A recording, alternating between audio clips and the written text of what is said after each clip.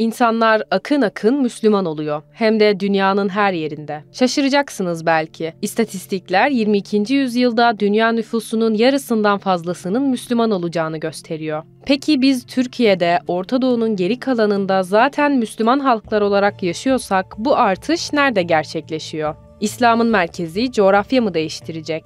Müslümanlar yeni yurtlar mı ediniyor? En önemli soru da şu: Müslümanların sayıları arttıkça nüfus sayımlarında neden kayıtsız kalıyorlar? Kaydedilmeyen sayılara rağmen kayda değer olan bu artışı inceleyelim.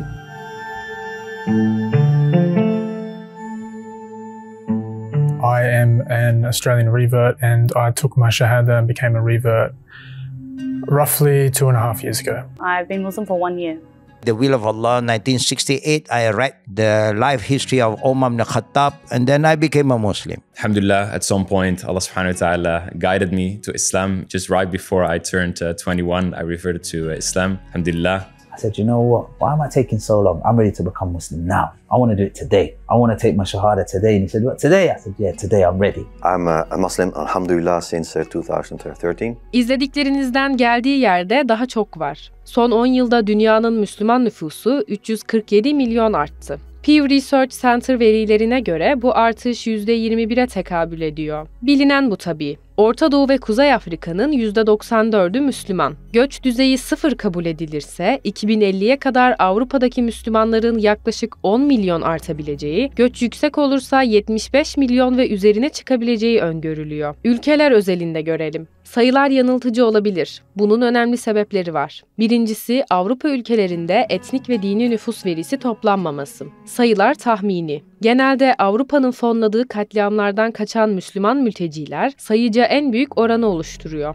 Yerleştikleri ülkelerde iş ve barınak bulabilirlerse aileleri burada büyüyor. Kıtadaki Müslüman nüfusu bu şekilde artıyor demek doğru. Kendilerine yeni hayatlar kuran Müslümanlar, geçmişte bir eve dönüş hayali ederken artık durum farklı. Muslims are really progressing in Britain, for example, in terms of our engagement with politics at the ground level, at the highest level. We're also getting involved in community initiatives. Many mosques are working in terms of providing food banks for people who are struggling. Our mosque that I'm involved with, or one of the mosques that I'm involved with, we weekly have food banks to help the local community who are non-Muslims and striving to provide food for them. We also work in education sectors. Lots of Islamic schools are very, very successful. They're providing education for children. And so Muslims are now seeing Britain as their home country. When I was younger, there was always this conversation about back home. But where are we going to go now? I mean, where do I go back? I have nowhere to go to. It is my country. For all its ills and all its good, it's my country. So many people are having a conversation around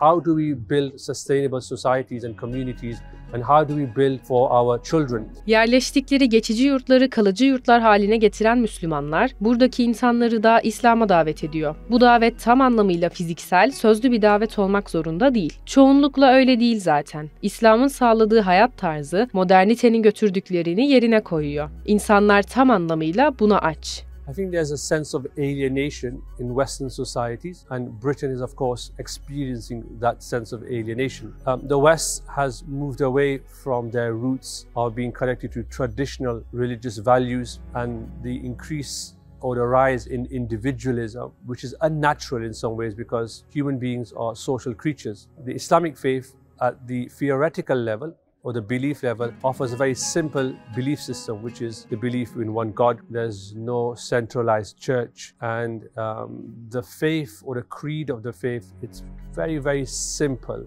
It's not very, very difficult on most people's minds. Islam answers or gives us an opportunity to reflect on some of the more important theoretical, metaphysical questions. Why are we here? What is the purpose of all of this? Is it just to build lots of machines and work in office spaces and lots of money and buy cars and homes? Or is it actually to find a sense of fulfillment? And so while Christianity broadly is on the decline, Islam seems to offer for people a way out, a way of making sense of their very existence. 2010'lara kıyasla 2025 yılında Kuzey Amerika'da Müslüman sayısı yaklaşık %52 arttı. Kıta Avrupa'sında Müslümanların sayısı yaklaşık 46 milyon. Bu %6'lık bir oran anlamına geliyor. Adada da benzer bir oran var. Birleşik Krallık'ta 4 milyondan fazla, İrlanda'da 100 bine yakın Müslüman var. İngiltere'de Müslümanlar politikada, eğitimde ve sağlıkta yükseliyor. Buna rağmen buradaki İslam karşıtlığı azalıyor değil.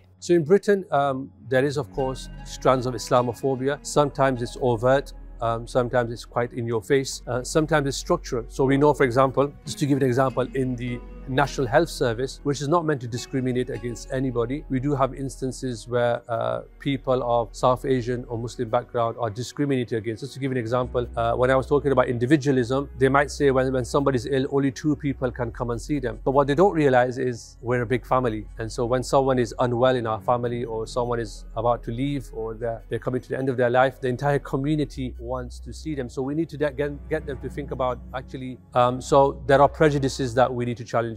There's also discrimination sometimes in more subtle forms. If you remember, not so long ago, not so far from where I live, there was an attack at a mosque in Southport, and certain politicians, certain media outlets amplified voices that accused it of being done by Muslims, and that created riots and problems in the country. All it needed was a match by someone to light the fire. İnsanların İslam'ı bulması modern çağda çok farklı yollarla gerçekleşiyor. Sosyal medya İslam'ın yayılmasında kayda değer bir rol oynuyor. Meta'nın sahiplerinin Siyonist ve İslam düşmanı yönlendirmeleri sayesinde günümüze kadar Müslümanların sosyal medyadaki güçleri kısıtlıydı. Özellikle Avrupa'da ve Amerika'da dışlanan Müslümanlar kendilerine sosyal medyada da yer bulamıyordu. Bugün böyle değil. Tüm sansürlere ve kötüleme çalışmalarına rağmen sosyal medya insanlara İslam hakkında bazı temel fikirler verebiliyor.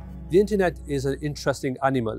It can both be a positive force, but often some Muslims at least, due to their behavior, can also give a bad portrayal of Islam. So I think social media has both a negative view of Islam. Sometimes you end up, so the internet maybe isn't the right place, but it can be a place for some people to find some interest in Islam. And of course, people who run these media organizations, they're not neutral, objective producers of such knowledge. They may have certain agendas as to why they may give certain people or certain ideas more prominence. So it's not always that social media is a place to learn about your faith, but it can be for Muslims and people interested in Islam to learn about alternative worldviews. İsrail'in Filistin'de işlediği suçlar ve yaptığı soykırım, sosyal medyada ve sokaklarda çok büyük bir yankı buldu. Devletlerini sorumlu tutan ve İsrail'i protesto eden insanların hepsi Müslüman değil, ama bu yolda Müslüman olan insanların sayısı çok. Orta Doğu'da yüzyıllardır Müslümanların yaşadığı topraklarda kan gövdeyi götürürken, Müslümanlar Müslümanları öldürürken, İslam'ın Avrupa'daki yükselişi bize şu soruyu sorduruyor: İslam kendisine yeni bir coğrafya mı seçiyor?